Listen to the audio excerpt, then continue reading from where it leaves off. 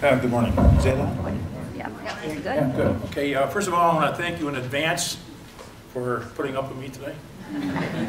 I was telling Tammy a little while ago that I'm always a little bit amazed when I go into a place of worship, whether it's a community church like this one or a humble chapel like the one we had on the end of our flight line in England during the Berlin crisis, or one of these new wave purpose-built auditoriums like my son goes to in Virginia that holds 600 or 700 people, or even a cathedral, Gothic style with artwork and stained glass windows and all of this.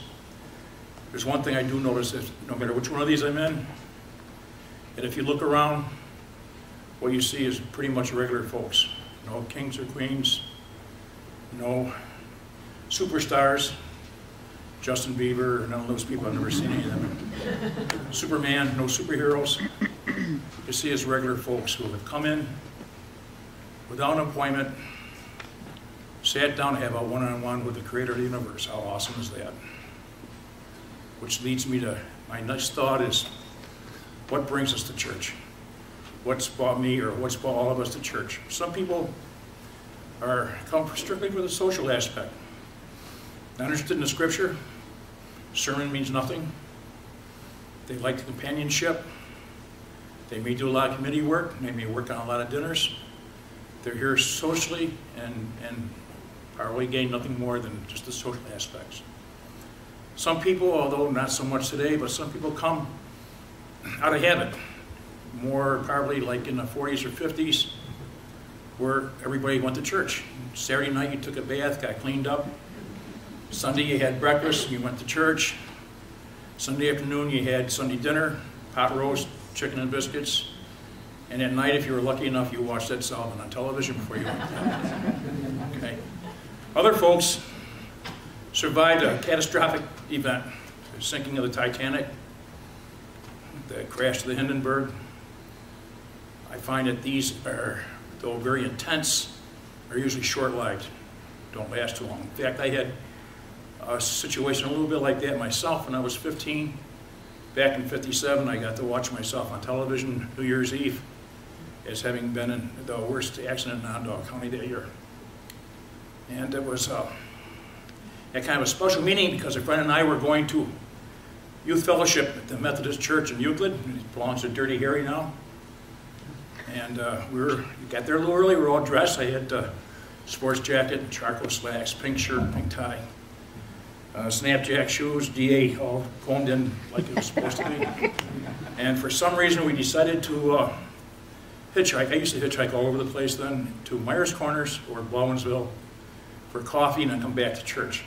Why? I mean, it makes absolutely no sense at all. But Fred and I got a ride with a young fella in a '54 Mercury, hardtop, stick shift overdrive, who was on his way to Elbridge to pick up his girlfriend and convinced us that we should ride with him and he'd bring us back to church.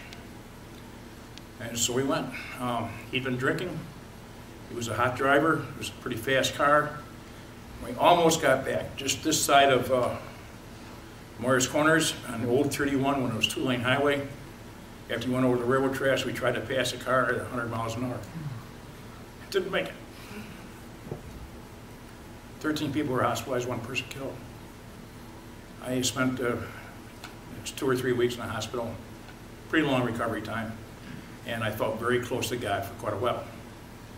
But it's temporary, it does pass. So it brings me to the point of then why are we here? In my opinion, I think we're called. And I know that for a lot of you, being called means that you have to come to become a minister, or you've got to be called to be Mother Teresa, and that's not necessarily the case. We're all called for different purposes.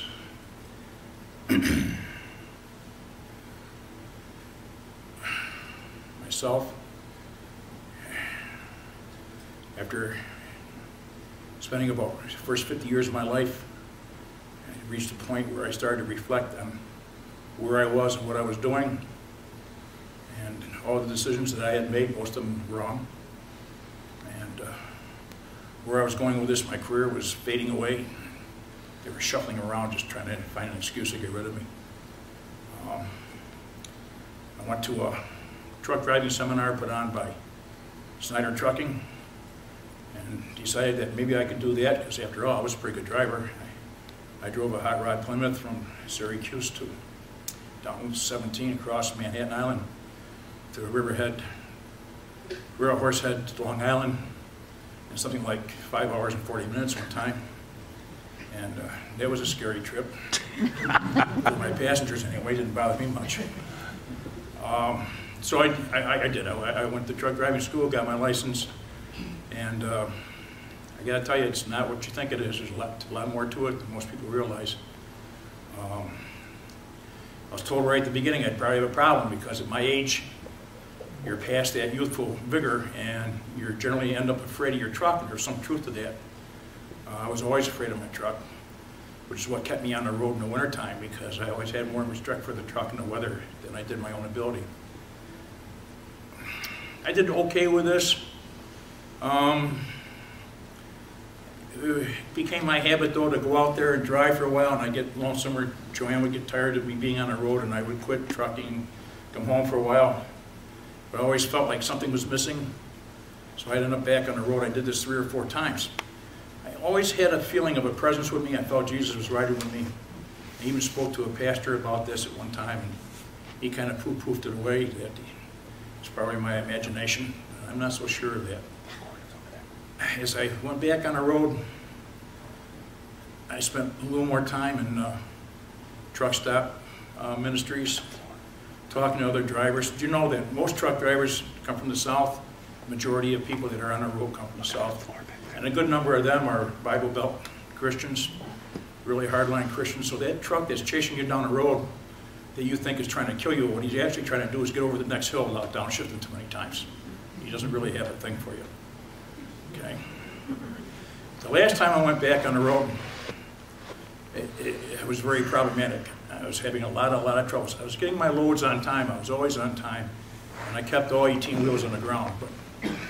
But I was dealing with having just become diabetic, trying to control weight. Joanne was not excited about me going back on the road. I had that on my mind, and frankly, it wasn't going very well at all. So I told the company that I was probably going to have to come off the road, and they said, well, if it's not an emergency, if you don't mind, we'll kind of route you around and we'll get you back up to Pennsylvania. I was driving for TRL out of Pennsylvania at the time.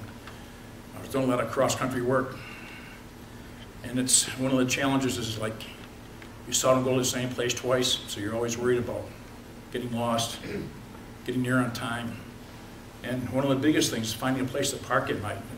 Truck stops are brutal.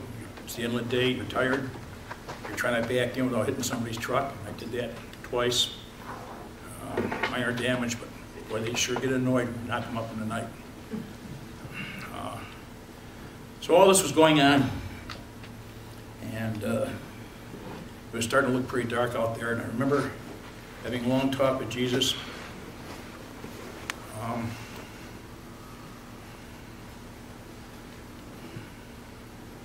After spending about 3 hours lost in Frankfort, Kentucky, and I was on my way to pick up a high-value load of Jack Daniels, and it was a hot load, and I turned the truck over.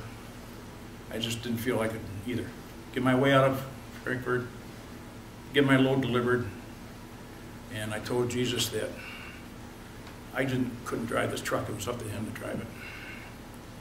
And I was just going to leave it parked there, I guess, because I wasn't the driver I thought I was. And that was my turning point. That was my revelation.